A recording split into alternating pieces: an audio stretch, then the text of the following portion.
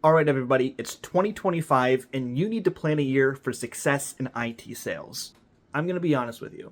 I'm one of those people who is a little bit pessimistic about the state of cold prospecting right now, especially with the flood of AI products that make prospecting easier.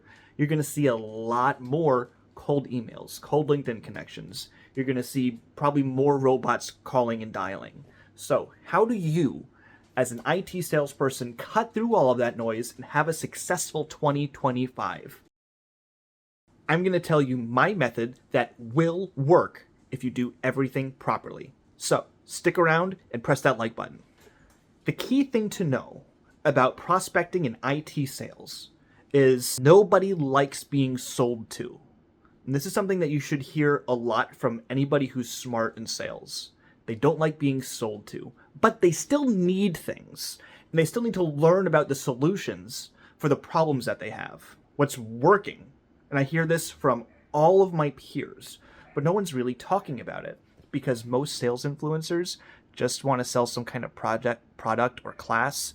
I'm just going to tell you what's working for me, guys. How's that sound? If you're in IT sales, you need to literally put yourself in front of your customer in person when they're expecting you. The best place to do this are at intimate CIO events or vertical specific technology events. For example, I'm going to HIMSS in about 6 weeks. Everybody there is expecting and wants to hear pitches, and they're kind of going to skim through everybody. Do you have something I'm listening for? Nope, great, okay, I'm moving on. So when you're at these events, you need to be able to execute on it very well. So here's what you need to do. 1, get a good schedule of events that have your ICP and opportunities to meet with them. And I don't mean just a booth, although a booth is usually an important component. The best ways to use these events effectively is to get meetings scheduled. Sometimes, as an upsell, these events will have the ability to help you schedule those meetings. Or even better, the entire event is built around having those one-to-one meetings, or maybe boardrooms where you're talking to 8 to 10 people at a time. These are fantastic opportunities to get in front of people who want to listen to your pitch because they have problems to solve. And so if you go there and you prepare properly, and I'll probably do videos on preparation, but you have to do things like investigate all of the accounts who are going to be there, cross-reference with your customers who are in the same vertical, who are in the same business space. If it's healthcare, is it healthcare SaaS? Is it insurance? Is it a hospital? Is it, right? And make sure you're telling the right stories to the right people at those events. Because you want to tell a slightly different story to a food manufacturer out of Pennsylvania than a hospital in San Diego, okay? You just do.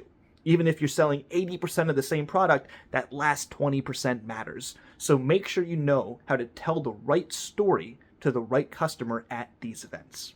So you want to do your in advance account research so you can tell the right stories.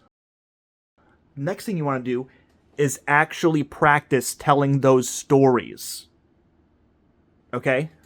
Tom Brady did not get to be where he is as one of the greatest QBs ever by only showing up to games to throw the ball.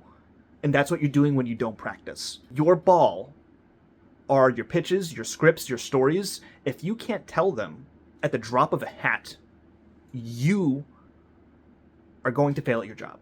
It's an absolute must. One of the most mind-blowing things I ever saw in sales was I was working with a partner organization about 10 years ago, and they were super psyched about working with us because they hadn't figured out how to sell their product yet. And they had a salesperson who is one of these New York sales guys. He beats his chest and likes to talk about all the logos he's closed in the past. But he saw me do a presentation, was so wowed by it, he said, "Can you teach me how to present like that?" And I said, "Sure. Why don't you start by giving me your 90-second pitch?" And he said, "Well, I don't have one." He'd been working there for a year and couldn't give a 90-second pitch just to start things off, let alone tell a customer story, let alone know how to relate to a customer that's standing right in front of him that says, "I'm a SaaS company, what can you do to help me?" Completely clueless. And there's so much of that in sales. So, do the account research and prepare yourself and train yourself in knowing how to talk to those different accounts, those different ICPs, without the slight changes to all the lingo that they're going to use. Because electronic healthcare records are slightly different than the types of records that the manufacturer in Pennsylvania is going to be using. So, how often should you go to these? In order for you to meet your quota, you would need to go to at least one per quarter.